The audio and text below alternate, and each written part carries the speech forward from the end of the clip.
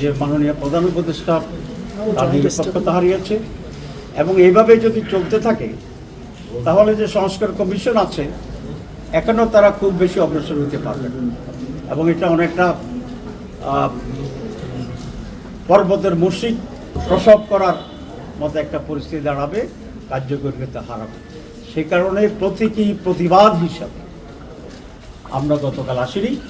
এর মধ্যে আমাদের সাথে ইন্ডিয়ান গভর্নমেন্টের অনেক ঊর্ধ্বতন ব্যক্তিরা যোগাযোগ করেছেন, এবং কাল দুপুরে মাননীয় প্রধান উপদেষ্টা আমাদের মাননীয় আমিরের সাথে ফোনে কথা বলেছে, এবং কথা বলে আমরা আমাদের কথা বলেছি, উনি কিছুটা রিয়েলাইজ করেছেন, এবং উনি এটা আশ্বস্ত করেছেন যে ওনার সরকার নিরপেক্ষ সরকার, ওনারা কোনো বিশেষ দল বা গোষ্ঠীর প্রতি ইনক্লাইন না। আগামীতে এসব ব্যাপারে তারা নিরপেক্ষ এবং স্বচ্ছ ভূমিকা পালন করবেন, এবং সে ব্যাপারে আরও অনেক যত্নবান করবেন। এই পরিপ্রেক্ষিতেই ওনার সাথে কথা বলা এবং অন্যান্য কর্মকর্তাদের সাথে কথা বলার পরিপ্রেক্ষিতে আমরা আজকে আবার আসার জন্য সিদ্ধান্ত নিয়েছি। আমরা কোনো কিছুই অচল অবস্থার সৃষ্টি হোক সেটা আমরা চাই না। আমরা সবসময় ইন্ডিয়ান গভর্নমেন্টকে সহযোগিতা করে আসছি, তো কিন্তু যেখানে ব্যর্থ হয় সেখানে অবশ্যই আমাদেরকে কথা বলতে হবে। আমরা শুনেছি, আমরা আশা করি আমরা এখন থেকে রিফর্মস কমিটিতে আমরা রেগুলার থাকতে পারবো ইনশাআল্লাহ। দেশ জুড়ে তোলপাড় ওয়ালটন ফ্রিজ কিনে আপনিও হয়ে যেতে পারেন মিলেনিয়ার। স্বরাষ্ট্রমন্ত্রীকে দেখলাম হঠাৎ করে পত্রিকায় যে লেভেল প্লেইং ফিল্ড তৈরি হয়ে গেছে, আমরা প্রস্তুত আছি। দেখছেন কিনা আপনারা? আমার কাছে এটা মনে হইল যে উনি লেভেল প্লেইং ফিল্ড কীভাবে বোঝায় উনি বুঝে না। যিনি একটা বিল্ডিংয়ের তালা খোলার মতো ব্যবস্থা করতে পারেন না এক মাসেও, 300টা কনস্টিটিউন্সিতে উনি কীভাবে আইন শৃঙ্খলা রক্ষা করবেন, এটা খুবই একটা বিস্ময়ের ব্যাপার।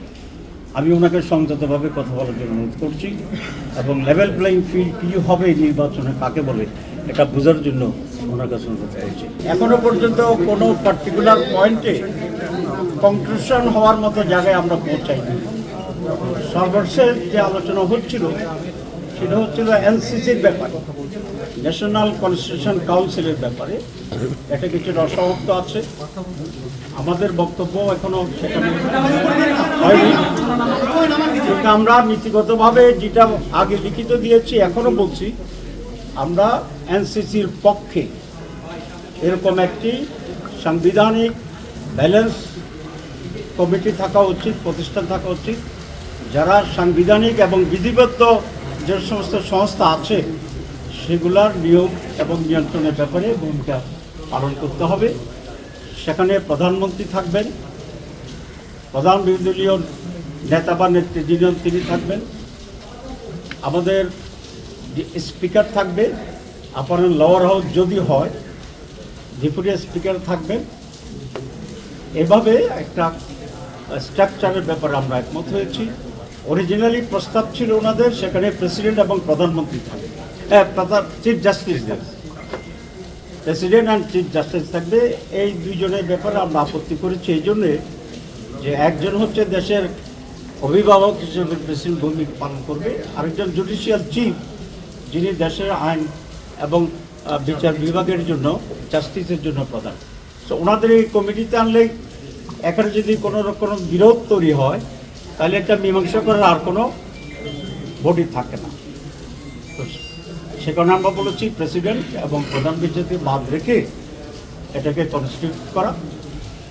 অনেকেই কিছু এদিক ওদিক বলেছেন, কিন্তু অলমোস্ট 2-1টি দল ছাড়া বাকি সকলেই এনসিসি গঠনের ব্যাপারে নীতিগতভাবে আমরা একমত।